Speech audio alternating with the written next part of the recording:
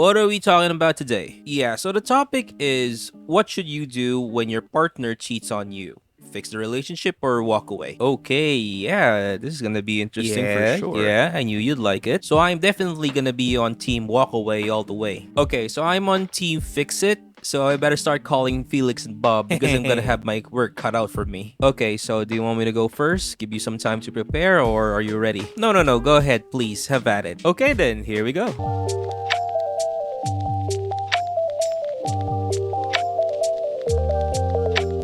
Walking away from a cheater brings the best outcome regardless if you're a man or a woman. Ooh, that's a strong statement. Please explain. That's a nice argument, Senator. Why don't you back it up with a source? My source is that I made it the fuck up. When a man gets cheated on, the message is very clear. She doesn't respect you.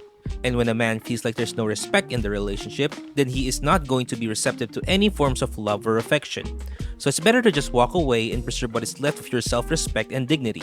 But I'm not saying there shouldn't be any forgiveness. I think a man should forgive a cheater so long as he leaves afterwards, because that means their cheating partner will still have to face the consequences of their actions. Okay, so when you say consequences, are we looking for some form of revenge or justice, or what do you mean by that? Bye, bitch!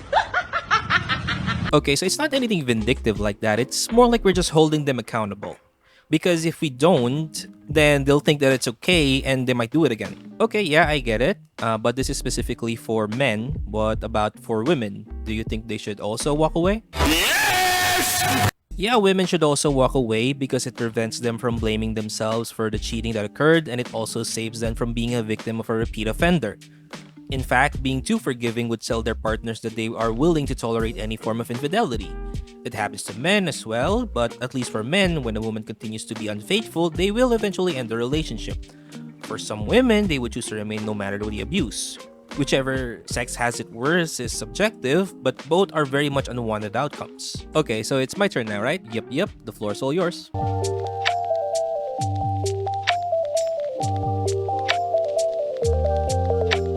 So I think trying to fix a relationship after someone cheats should be attempted at least once before deciding to call it quits.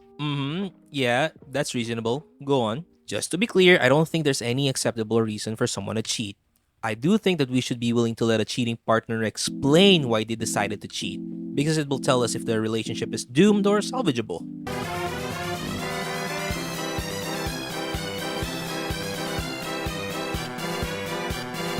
Okay, so hear them out. I get that. Yeah, it's still a big ask for someone who got cheated on, but it's a reasonable point. Reasonable is the bare minimum. I understand forgiveness and reparation are still a long shot for some, but it could still provide closure.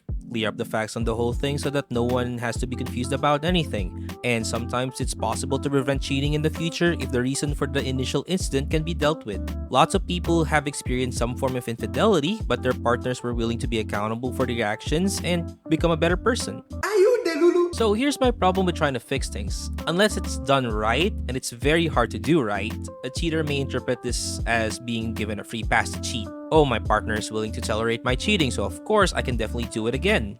And for the victim, we don't know if they'll be in the right state of mind. Regardless of what is done by a cheater to make amends, damage has already been done, and it's more likely that they'll never be the same again. True, but we shouldn't disregard the fact that a lot of cheating can be prevented by proper communication. If people walked away every time someone cheated, then there won't be any incentive to become better communicators. And it could also lead to people becoming too defensive and less trusting, to the point that they may even start to sabotage future relationships due to their previous experience. Even if the relationship can no longer be repaired, there's a lot of benefits to trying. There's closure, clarity, and even lessons that people can learn to be better in their next relationship. Okay, let's take a break and see what other people have to say on the matter.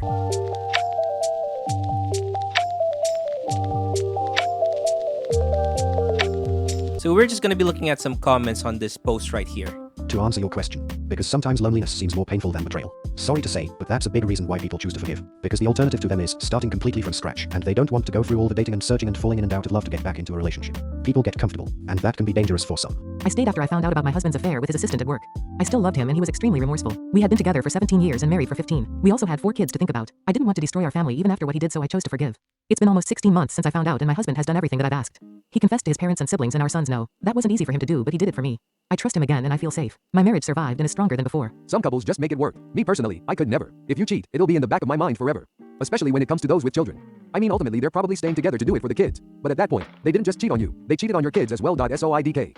So, any thoughts? Yeah, so I understand that there's really no one-size-fits-all answer on how to handle cheating. I see that some people were able to forgive and the relationship is better for it, while others can't really move on if any cheating would have occurred.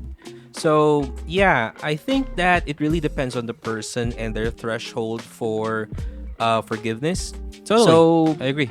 It's quite hard to recommend one or the other if they should just forgive or walk away, right? But I still think that one of these will be right. It just depends on the person. Yeah. So for some people, forgiving is the right call, while for others, walking away is definitely better. So yeah, we really have to take a look at this at a case-by-case basis. But at the same time, we just have to respect what works for other people. Yeah, totally agree. So going back to your point, to be honest, I think it's too idealistic for the current dating world.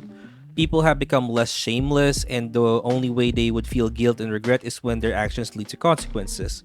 Forgiveness today seems to free them of said consequences, and it ultimately doesn't fix anything.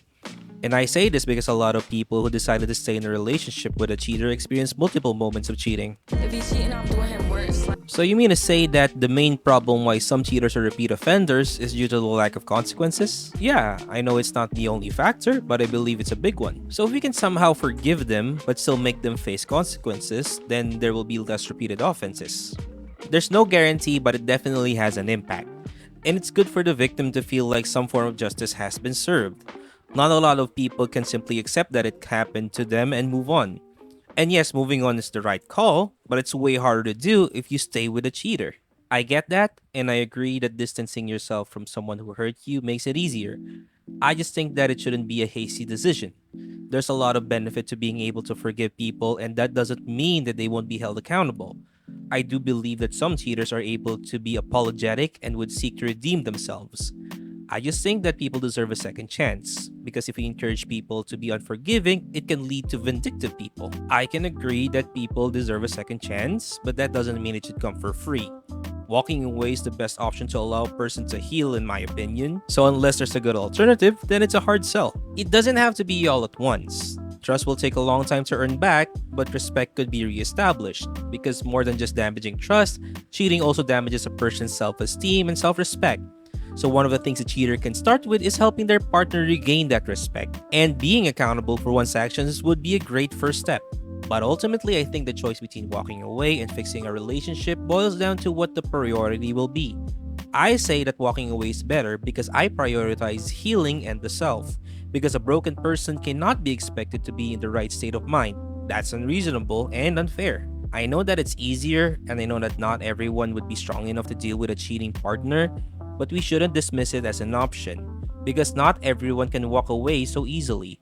Some people have a lot to lose if they walk away, so as sad as it is, not everyone has the option to walk away. Well, this was a good discussion. As always, feel free to drop your thoughts in the comments, and we'll see you next time.